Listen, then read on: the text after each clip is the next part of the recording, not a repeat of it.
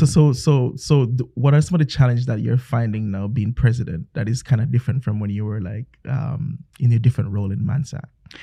Yeah, I mean, in Mansask, I was in the second chair, and leading from the second chair is a different skill set. Right. You know, you're there in more of a supportive role and supporting the president, and so being in the role as president now, you kind of feel the weight of responsibility a little more. At least I do, and the Alberta Conference is about 3 times as large as the Mansask Conference in terms of membership. And so I say it like this, the conveyor belt never stops. There's always stuff coming.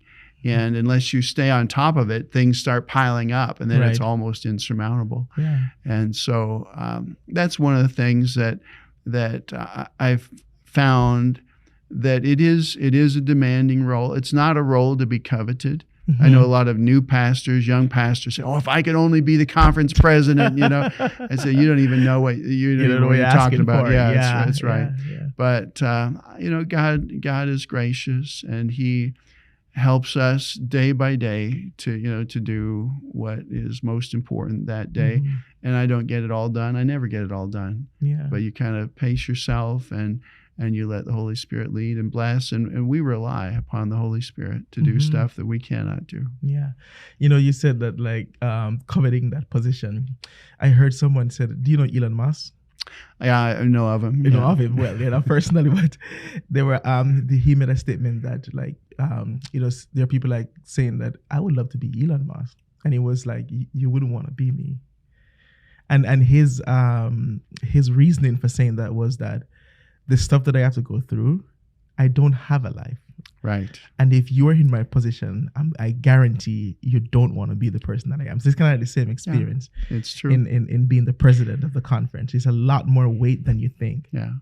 I always say this, in order to go up, you have to give up. And so you give up that personal time, and so you really have less and less of a life, in terms of the things that you may like to do or want to do or used to do.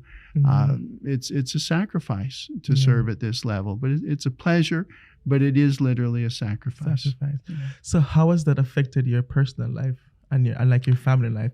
I know you like camping, and I want to talk about that, but let's talk about your personal life. How has this shift affected that, or has it? It certainly has. I have less time for walking with my wife. I used to walk her to school each day. She's a teacher, and now we don't have that time because I'm in the office at 8. I used to be able to start my mornings a little later, but now worship with the folk at the conference office is 8 o'clock, and so I don't have time to walk with Nancy. Friday, we don't work on Fridays, and so we generally go for a walk Friday. Quite often, if I don't have meetings or I'm not out of town, we'll walk on Sunday, and sometimes on Sabbath. So weekends become more prime time. Today, my day started in the office at 8. It will end at 9 p.m. So I have 13 hours. I will not see my wife during that time. And when I get home tonight, I need to begin getting ready for bed. So there is less contact time with my dear wife than I used to have. Wow. So it's definitely a sacrifice. Yeah. And it's not only a sacrifice for me, it's a sacrifice for her too. Yeah. And, that's a good point. She is such a supportive person. Yeah. And without that, I could never do it. Yeah. I'm happy you brought that point, because on the point of ministry and especially to younger pastors and in relation to family, what advice, seeing that you've gone through the realms of being a young pastor yourself, you've pastored in various capacity, you've served as vice president, you've served as lead pastor, I won't say senior, and now you're serving as president. What advice would you give to someone young like myself who's coming into ministry, who have a family, who have kids? What advice would you give me in relation to my family and my wife to make sure they don't feel neglected? Yeah. Well, boundaries are vital. Yeah. And so I would say that family time, you need to book that and put it in your phone, in your calendar. And if somebody says, could you do this? You look in your phone, I'm sorry, I have an appointment.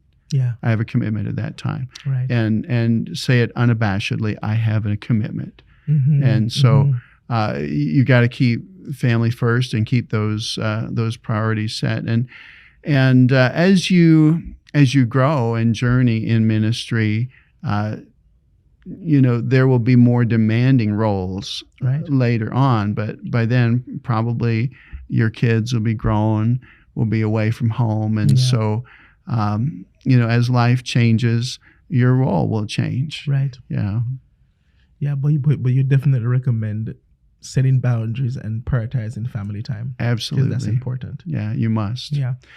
I want to go through a few more of the questions, but I want to talk to you. I'm going to shift just a little bit about your personal life and things that you like to do. I love the idea that you like to camp.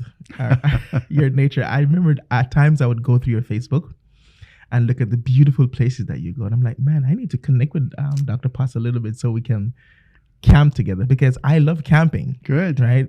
And one of the things I've been trying to do is snow camping. Have you done snow camping? A little. Like intense? Oh, yeah. Yeah.